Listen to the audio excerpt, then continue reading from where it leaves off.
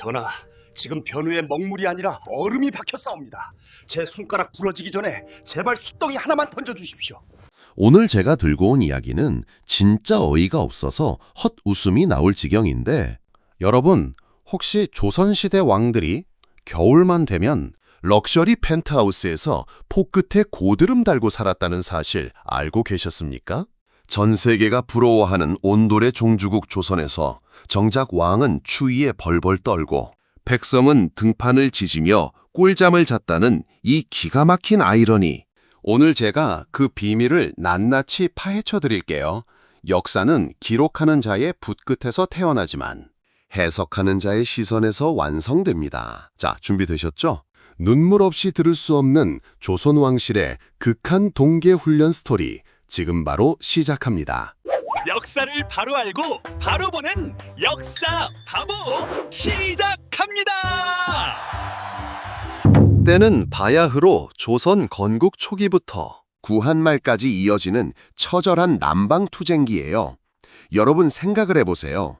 조선 궁궐이 어떤 곳입니까? 당대 최고의 하이테크가 집약된 스마트 빌딩 아니겠어요. 특히 온돌 시스템은 요즘으로 치면 풀옵션, 슈퍼카 엔진급이었단 말이죠. 민가에서는 대충 산에서 주워온 돌멩이 깔고. 흙 바를 때 궁궐은 어땠겠어요? 국가공인 1호 명장들이 출동해서 최고급 화강암을 자로 잰 듯이 깎아다가 바닥을 깔았답니다. 이게 바로 함실 아궁이랑 화강암 구들 시스템인데, 열기가 밖으로 1도 안 새게 엔진룸을 건물 기단 안쪽에 깊숙이 박아 넣은 거예요.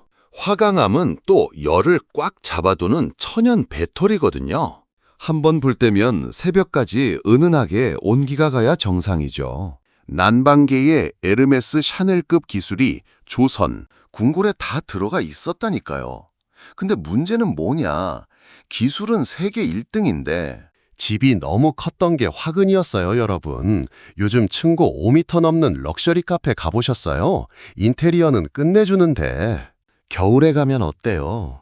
발바닥은 뜨거운데 코끝은 찡하니 시리잖아요. 딱 그거예요. 궁궐 천장이 무슨 농구 경기장급으로 높으니까 바닥에서 올라온 뜨거운 공기가 사람 얼굴까지 오기도 전에 천장 꼭대기로 다 도망가 버리는 겁니다. 이걸 보고 우리 조상님들이 뭐라고 했는지 아세요? 바닥은 삼겹살 불판인데 콧구멍은 겨울왕국이라고 했답니다. 왕실 사람들이 비단옷을 10겹씩 껴입고 병풍을 겹겹이 쳐놓고 산 이유가 다 있었다니까요. 겉만 번지르르한 펜트하우스의 저주죠. 여기서 궁금할 거예요. 아니, 그러면 불을 더 세게 떼면 되잖아. 근데 그게 안 돼요. 왜냐고요? 조선 왕실은 화재 트라우마가 장난 아니었거든요. 실제로 숙종 때나 영조 때 보면 궁궐에 불이 나서 왕비 침전이 홀랑 타버린 적이 한두 번이 아니에요. 그래서 궁궐 온돌 관리자들의 제일 원칙이 뭐였는지 아세요? 방을 따뜻하게 하는 것이 아니라 불이 안 나게 하는 것이었답니다. 이제 본격적인 국제 망신썰 좀 풀어볼게요. 때는 중종 임금님 시절이에요. 명나라에서 공영경이라는 아주 콧대 높은 사신이 조선에 왔어요. 나라의 귀한 손님이니까 어디서 대접했겠어요? 당연히 제일 멋진 인정전에서 잔치를 열었답니다. 근데 문제가 터졌네요. 인정전 바닥은 온돌이 아니에요. 전벽돌이라고 해서 차가운 흙벽돌을 깔아놨거든요. 밖은 영하 10도인데 바닥에선 냉기가 올라오지.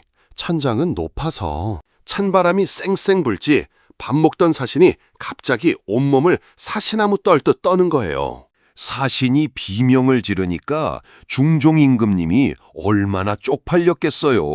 얼굴이 홍당무가 돼서 미안해요, 사신 양반.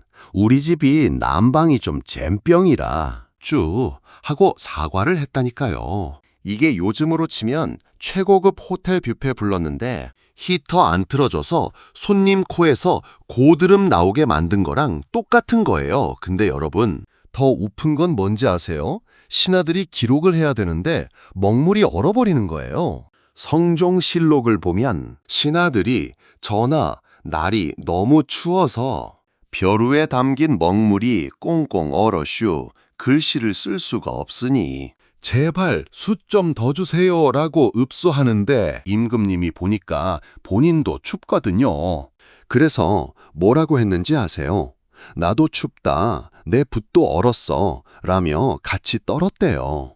조선판 동계 극한기 훈련 아니겠어요? 여기서 우리들의 성군 세종대왕님도 예외는 아니었어요. 세종대왕님이 원래 일하시던 메인 사무실이 사정전이라는 곳이거든요. 근데 거기가 마룻바닥이라 겨울엔 발바닥이 거의 얼음판이에요. 세종대왕님이 며칠 버티다가 도저히 안 되겠는지 어느 날 갑자기 짐을 싸서 옆집으로 도망을 가네요. 바로 옆에 있는 천추전이라는 작은 온돌방으로 사무실을 옮겨버린 거예요. 이걸 보고 제가 이름 붙였어요. 세종의 남방 빤스런. 왕은 따뜻한 아랫목으로 튀었는데 거기 못 들어가는 말단 관리들은 어땠겠어요? 마당에서 덜덜 떨면서 전하 결제 좀 해주세요 라고 소리쳤겠죠. 이게 바로 조선판 에너지 불평등 아니겠어요? 세종대왕님도 엉덩이 시린 건 못 참으셨던 거죠. 자, 여러분, 이제 돈 얘기 좀 해볼게요. 숙종 임금님 아시죠? 성깔 좀 있는 그 양반. 이때 지구가 갑자기 추워지는 소빙하기가 왔거든요. 너무 추우니까 마루에서 자던 궁녀들이 전하, 나 죽어요, 발가락이 안 움직여요 하고 단체로 파업 직전까지 가버린 거죠. 숙종이 큰 맘 먹고 알아슈 다 깔아줄게 하고 궁녀들 방까지 온도를 쫙 깔아줬답니다. 근데 한 달 뒤에 관리비 고지서 보고 숙종이 뒤집어졌어요. 나무 땔감 값이 예전보다 2배나 나온 거예요. 실록을 보면 숙종이 대놓고 신하들한테 화풀이 해요.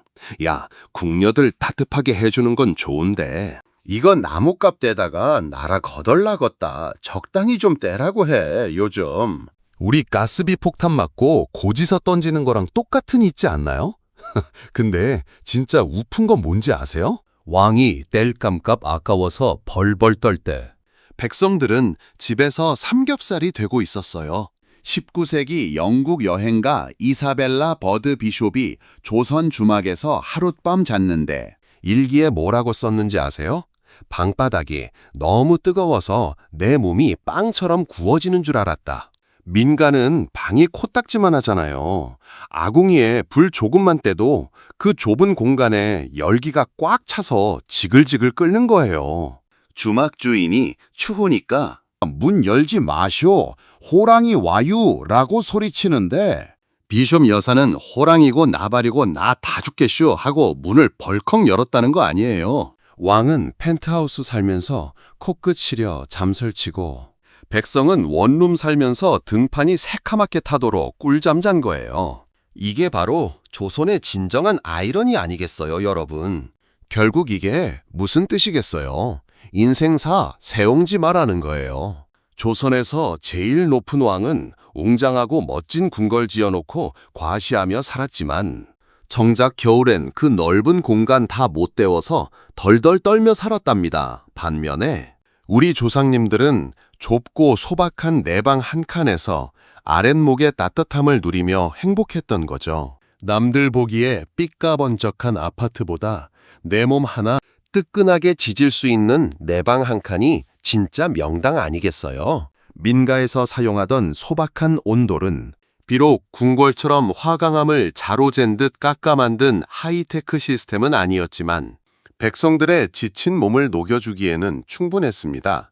좁은 방 한 칸의 기적이라고 할 수 있는 온돌은 아궁이에 나무 몇 가지만 넣어도 방 전체가 훈훈하게 달아올라. 추운 겨울밤을 견딜 수 있는 유일한 버팀목이자 백성들의 가장 큰 즐거움 중 하나였습니다.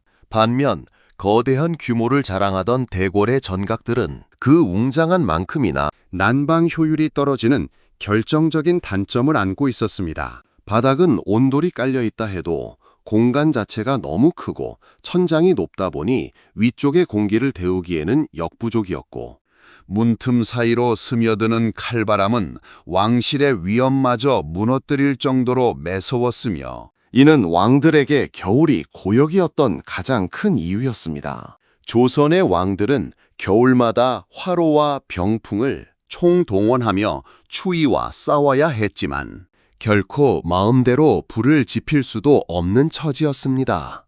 궁궐 내의 빽빽한 목조 건물들은 불씨 하나에도 매우 민감했기에 관리들은 항상 화재 예방을 최우선으로 삼았습니다. 그 결과 왕은 차가운 공기 속에서 생활할 수밖에 없었고 백성들은 아궁이 옆에서 따스함을 만끽하는 진풍경이 벌어진 것입니다.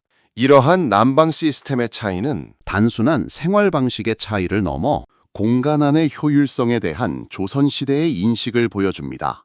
거대하고 화려한 공간을 지향했던 왕실의 건축 철학이 오히려 거주자에게는 신체적 고통을 안겨주었다는 사실은 현대인들에게도 시사하는 바가 큽니다. 큰 것이 항상 좋은 것은 아니며 사람의 온기가 닿을 수 있는 적절한 크기가 중요하다는 교훈입니다. 숙종 시대의 땔감갑 소동은 당시 기후 변화와 경제 상황이 난방에 얼마나 큰 영향을 미쳤는지 잘 보여주는 사례입니다. 소빙학이라는 전 지구적 위기 속에서 추위는 신분을 가리지 않고 찾아왔으며 왕실은 이를 해결하기 위해 막대한 예산을 쏟아부어야 했습니다.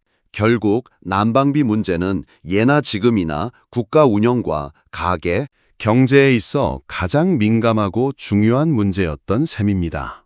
우리는 흔히 과거의 왕들이 모든 풍요를 누렸을 것이라 짐작하지만 난방의 역사만큼은 예외였습니다. 가장 화려한 곳에서 가장 춥게 지내야 했던 왕들의 고충과 작고 초라한 곳에서 가장 따뜻하게 잠들었던 백성들의 삶은 행복의 가치가 겉모양에 있지 않음을 말해줍니다. 우리가 지금 누리는 현대식 난방 시스템은 이러한 조상들의 지혜와 고충이 켜켜이 쌓여 만들어진 결과물입니다. 인생의 진짜 명당은 평수 넓은 집이나 높은 지위가 아니라 사랑하는 사람과 함께 온기를 나눌 수 있는 작은 공간입니다.